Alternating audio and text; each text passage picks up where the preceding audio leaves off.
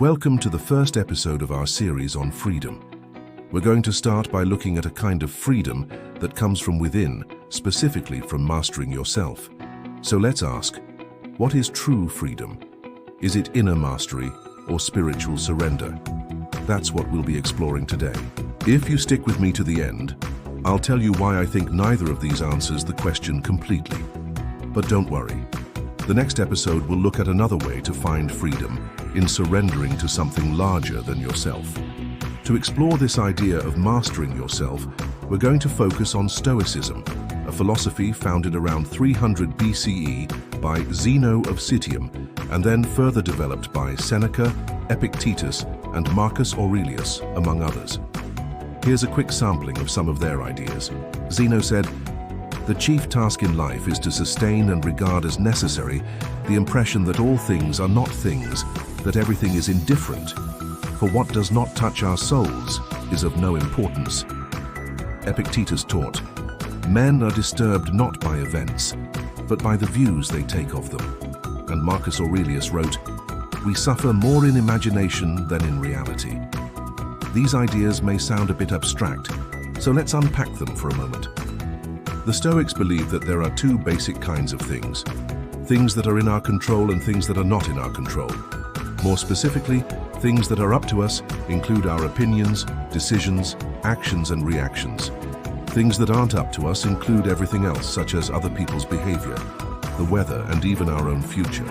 The key to Stoic freedom, according to these ancient philosophers, is to focus our attention and energy on the things that are up to us and to let go of the things that are not up to us. That means that a Stoic doesn't have to be free from hardship or pain or trouble. In fact, a Stoic understands that these sorts of experiences are a normal part of the human condition. They just have to be free from the idea that those hardships, pains, and troubles mean anything, that they should define us or dictate our happiness. And that is the central claim of Stoicism, that we are only truly free when we stop trying to control everything around us and instead focus on controlling ourselves. But wait, you might protest. Isn't that a bit too abstract? What does it actually mean to master yourself? To answer that question, let's look at a couple real-life examples. Imagine you lost your job unexpectedly. A non-Stoic person might think, why did this happen to me? How am I supposed to pay my bills? Will I ever work again? A Stoic person, on the other hand, might say something like, this is an opportunity to find a better job. I've been meaning to update my resume anyway. It's time to take some classes and learn new skills. Now notice that the Stoic isn't saying these things to themselves because they're happy about losing their job. Rather, they're saying them to remind themselves that although they can't control the fact that they lost their job, they can control how they respond to it. Here's another example. Imagine you're giving a speech to a large group of people and you make a big mistake. Maybe you stumble over your words, forget what you were going to say, or even worse, trip and fall in front of everyone. A non-Stoic person might think, I'm so embarrassed, everyone thinks I'm stupid. Why did this happen to me? A Stoic person might think, well, this is awkward, but no one really cares about me or even remembers what I said. In the grand scheme of things, this is completely insignificant. It doesn't change who I am or what I believe in. Now you might be thinking this sounds great, but doesn't this put way too much pressure on us to be strong all the time? Well, that's one of the limitations of Stoicism that we'll explore in just a minute. But first, let's talk about some of the real-life applications of Stoic thinking. One common practice is keeping a journal, especially one that records your daily experiences, as well as your emotional reactions to them. By writing down everything you're grateful for, everything you learned, and everything that made you angry or frustrated, you'll get into the habit of noticing your emotions without immediately reacting to them. You'll also be able to look back and see that most of your worries never came true, and that many of the things you thought were terrible at the time turned out to be opportunities for growth. Another common practice is called negative visualization, which is a fancy way of saying you should always be prepared for the worst. For a Stoic, this doesn't mean being pessimistic or expecting the worst to happen. It just means taking the time to consider what might go wrong, and then making plans to deal with it. So if you're planning a big project, instead of getting excited about how great it will be when it's done, you should also spend some time thinking about how you will react if it goes wrong. Finally, another important practice is memento mori, or always remembering that you are mortal. You can do this by setting reminders on your phone, by carrying a small stone in your pocket, or by simply closing your eyes and imagining that you are on your deathbed looking back on your entire life.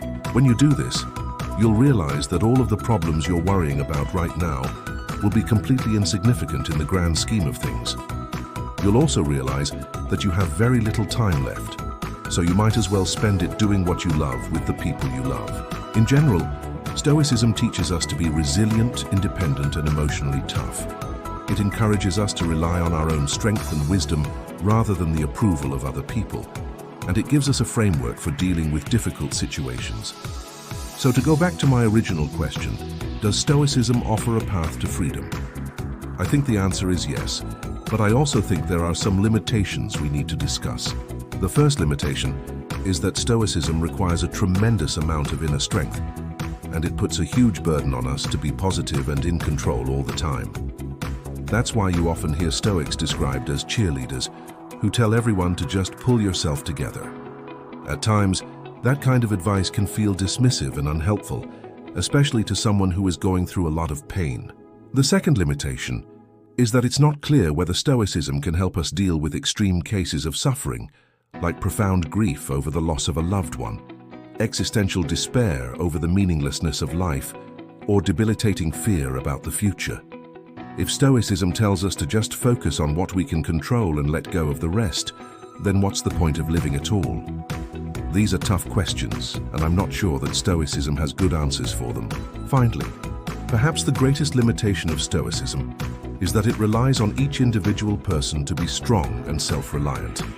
But humans are social creatures, and we need each other's help. No matter how much inner freedom we achieve, none of us are truly free on our own. So to wrap things up, I think Stoicism offers a powerful path to freedom, and it gives us a set of tools that can help us face whatever life throws our way. But ultimately, it can't answer all of our questions about the human condition. That's why, in the next episode, we'll look at another way to find freedom, namely, freedom in the spirit, where we explore how surrendering to something larger than ourselves can give us the strength to endure even the darkest times. Thanks for watching.